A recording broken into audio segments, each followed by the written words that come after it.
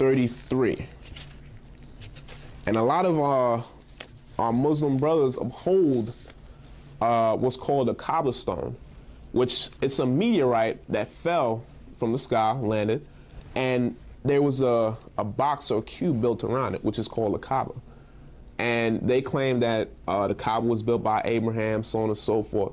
But when you go into it, really the Kaaba is an idol, all right, as well as the meteorite, the Kaaba stone.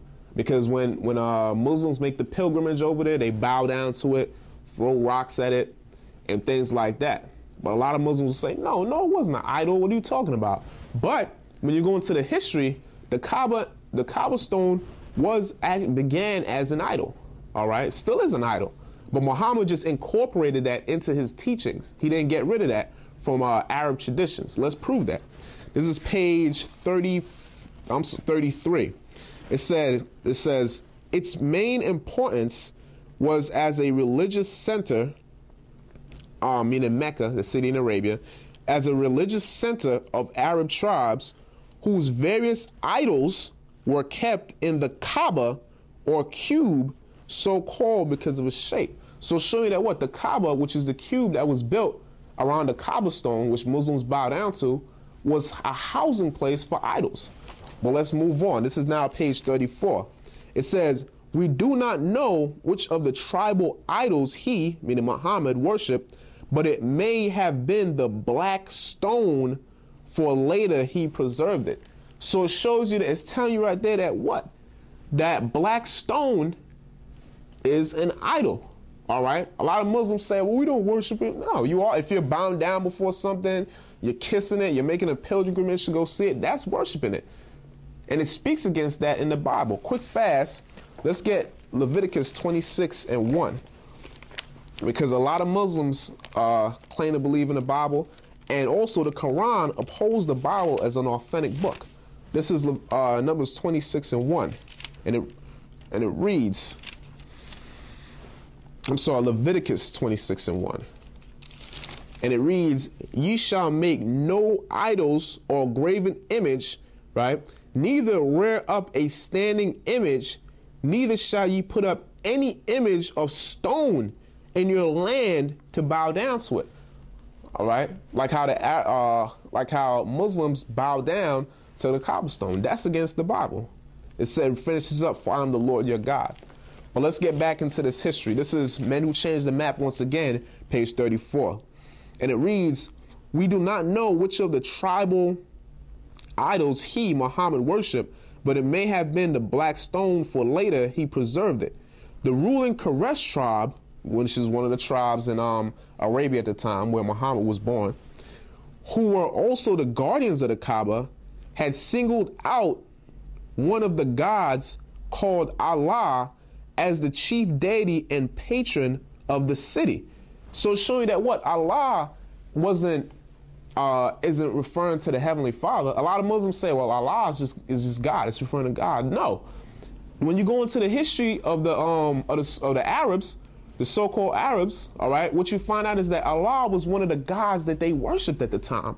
And Muhammad, being from that culture, incorporated that into his new religion, Islam, which he created. So now he called his one true God, right, which is a God he singled out, Allah. So Allah doesn't refer to the Heavenly Father, the creator of heaven and earth. It's telling you right here, when you read the history, Allah was a pagan God that was worshipped during the time when Muhammad was walking the earth in Arabia. Let's read it again. The ruling Quraysh tribe, who were also the guardians of the Kaaba, had singled out one of the gods called Allah as the chief deity and patron of the city. This was the name Muhammad was to give to the one and only God. So showing you the origins of where Islam came from. It wasn't some deep revelation, all right, from the angel Gabriel, whatever the case might be. That's number one. Number two, how do you know that Muhammad even saw the angel Gabriel? What proof is there? Because I could go up in a mountain for 20, 30 days, whatever, and come back and say, look, I saw the angel Michael and he told me such and such. All right. How you just going to believe me without proof? What proof is there? All right. You may say, well, the Quran, but we're going to go on further in the show, in part 2, to show different contradictions and mix-up that are in the Quran. All right. There's no proof that the Quran is an authentic book. In the Bible, you have prophecies that were written thousands of years before today. Prophecies that are predicting things that are going on today. So you know the Bible is authentic. What man could do that? But the Quran has no prophecies in it. Let's finish this up. Further continuing on Islam. It says, this is page 35 now. It says, since Allah was one of the gods of the Kaaba, see, further showing proof that what? Allah isn't the name of the Heavenly Father. Muhammad chose one of the pagan gods that were worshipped in the city of Mecca, which is located in Arabia, to be the main god of his religion that he created, which is Islam. Since Allah was one of the gods of the Kaaba, the new religion was from the first a fusion of many older beliefs and was to continue as such. So it's showing that what? Islam was a fusion or a mixture of many older beliefs, coming from Arab beliefs, and also mainly from Arab beliefs, and also mixed in the teachings of the Israelites with that. All right, so that's part of the history of Islam. Now, briefly, let's read this. This is Deuteronomy 7:6. Another point is this. When you read throughout the Bible, the prophets came out of the line of Abraham, Isaac, and Jacob, and then from there on, the prophets were Israelites. All right, the Lord was never dealing with the other nations like that. So how is it that all of a sudden God decides to reveal what the Muslims call the final revelation to an Arab man, just out of the blue? Break the cycle, break the chain. All right, that's preposterous. Let's read this. This is Amos, right? Amos 2:11, and it reads out of the Holy Bible. It reads, "And I raised up your sons for prophets." This is the Lord speaking to the Israelites. All right, to the Jews, who the Jews today, the real Jews, are being called American Negroes, West Indians, and Hispanics. All right, you are the real Israelites. All right, the so-called white people that call themselves Jews are not the real Jews.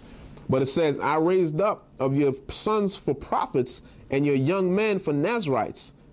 Is it not even thus, O ye children of Israel, said the Lord?" So the prophets were the children of Israel. All right, Psalms 147 now.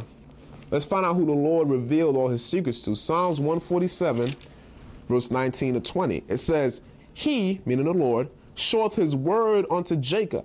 Now, Jacob is just another name for the nation of Israel, or the Jews.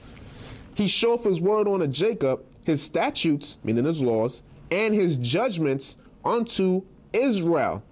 He hath not dealt so with any nation. And as for his judgments, they have not known them." So now, how is it the laws specifically or specially given to the Israelites? The prophets come out of Israelites, so on and so forth. But yet, now all of a sudden, the chain is broken. Now the Lord just decides to grab some Arab in the wilderness somewhere and reveal it to him. All right, that goes totally against the link and the chain with the Bible, and then totally exclude the Israelites, his chosen people, out of it. All right. But now I hope that was informative, that little bit of information. So now join us again for part 2 of True Bible Teachings, Understanding Islam. All right. And as always, peace to our brothers and sisters. You American Negroes, West Indians, and Hispanics, according to the Bible, you're the real Jews. We have to get off these philosophies and religions and come back to the biblical law that we broke. Because the reason why we're in this low condition, ghettos, slums, poverty, we went through slavery, racial discrimination, all of that, is because we broke the laws of the Lord that's found in the Bible. All right, so join us again for part 2, Shalom, which means peace.